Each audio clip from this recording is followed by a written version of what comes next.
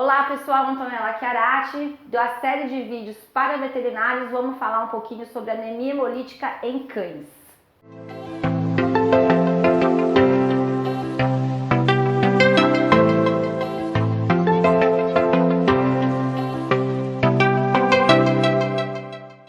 Gente, estamos vivendo a era da hemólise. O que é hemólise, Antonella? Hemólise é quando alguma coisa, algum agente, alguma inflamação destrói a célula hemácia do sangue. E a hemácia, gente, é o carrinho do oxigênio, né? Então a gente conversa bastante nesse sentido de aula que o oxigênio é uma molécula que ela é folgada, ela anda de carro. Se não tiver um carro, ela não anda, ela não sai do lugar. Então a gente inspira oxigênio, ela chega no pulmão, do pulmão para ela passar para a nossa circulação, para ela ir para o intestino, para o coração, para o próprio pulmão, para o rim, para o cérebro, para a boca, para a pele, para onde vocês quiserem, ela tem que ter um carrinho que se chama oxigênio. Se eu tenho uma hemólise, que é uma condição onde tem uma destruição da hemácia, que é o carrinho do oxigênio, eu não tenho hemácia.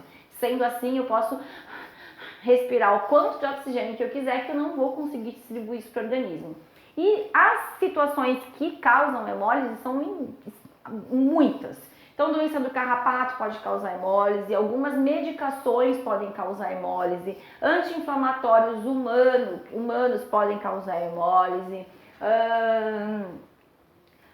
Anemia, a gente fala de anemia hemolítica imunomediada, né? Então, o que seria uma anemia hemolítica imunomediada? Anemia, porque não tem hemácia, hemolítica, porque teve hemólise e destruição dessas células, imunomediada, porque o organismo causou isso. Então, existe uma anemia hemolítica que tem uma causa, que nem a gente está comentando agora, e existem imunomediadas por outras causas que muitas vezes a gente não consegue nem descobrir o porquê. Então, algumas doenças hepáticas podem causar anemia hemolítica, que a gente às vezes não consegue diagnóstico, só consegue direcionar que são doenças hepáticas.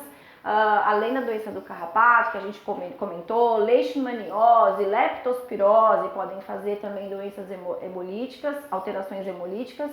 A gente também está falando de vacina. Então é muito importante que a gente lembre que vacinas podem fazer processos hemolíticos. Então já existe um monte de paciente que teve problema hemolítico pós-vacinal. Tem um N enorme para a gente poder conversar sobre doenças hematológicas que foram causadas por excesso de vacina. E eu não estou falando de excesso de vacina porque está errado, estou falando de excesso de vacina porque está sendo feito 2, 3, 4 doses de vacinas no mesmo dia, no mesmo paciente. Então, uma giardia, uma gripe, uma raiva e uma V10 no mesmo dia. Um crime. Não façam isso, de jeito nenhum. Primeiro, avaliem o seu paciente, saibam que ele está bem clinicamente, façam uma vacina a cada 20 dias, 30 dias, o máximo de espaço de tempo que vocês puderem. E faz todo o protocolo que for necessário de forma individualizada, que vocês sabem todo o histórico do paciente, mas com intervalo grande. Não façam nem 2 vacinas. Ah, mas o proprietário vai viajar e ele quer porque isso, porque aquilo. Gente, eu não aconselho, eu não indico. Nunca aconteceu nada até a hora que acontece. Normalmente a gente atende muita anemia hemolítica em janeiro, que o pessoal em dezembro faz vacina porque vai viajar, faz tudo de uma vez. Vai viajar e o cachorro passa mal, é muito comum. É a doença seguramente mais cara que tem para se tratar. Às vezes são necessárias algumas infusões de medicamentos caríssimos que a gente nem sempre encontra disponível, inclusive para compra. Então, é um tratamento caro que muitas vezes a gente não consegue encontrar remédio. Então, nós médicos veterinários temos que ter consciência de fazer a vacina de forma cautelosa, devagar, preservando o organismo do nosso paciente. E mesmo assim pode acabar acontecendo uma anemia hemolítica.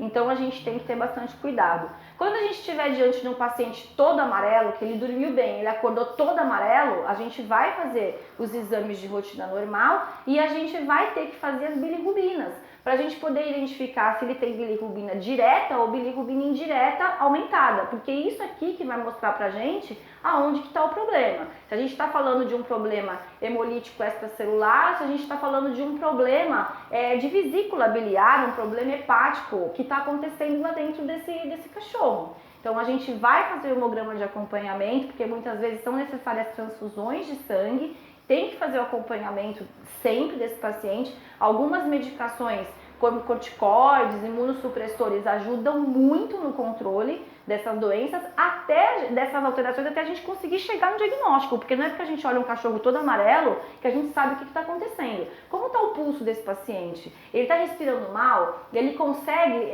ficar alerta? Ele tem consciência? Como que está o abdômen desse paciente? Ele tem um tumor envolvido? Ele tem os 2 rins? Ele tem o baço? A gente está falando de que paciente? O mais importante é a gente identificar o paciente que a gente está atendendo, estabelecer qual é a situação hemodinâmica que ele está no momento, salvar essa hemodinâmica, fazer os principais exames para entender a situação dele por dentro e aí então a gente vai atrás do diagnóstico.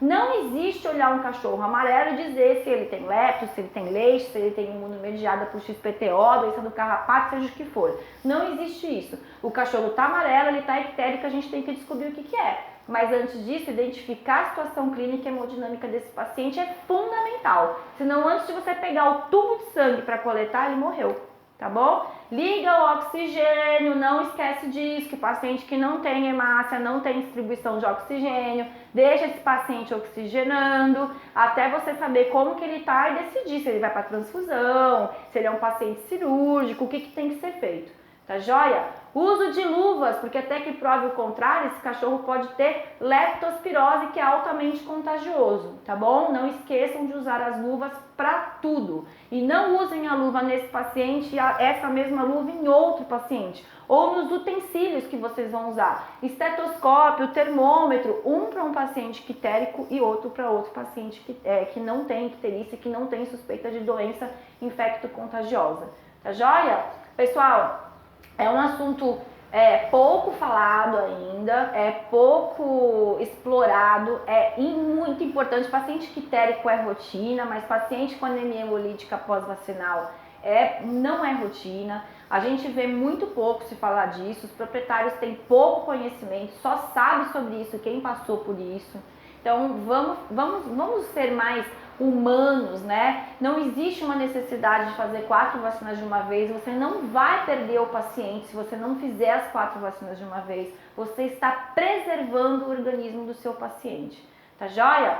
Deixem seus comentários, suas dúvidas, acredito que nem todo mundo concorde com a posição, mas quando você estiver diante de uma hemolítica pós-vacinal, você vai concordar comigo porque dá muita dor, tá bom? Um beijo pessoal, até a próxima!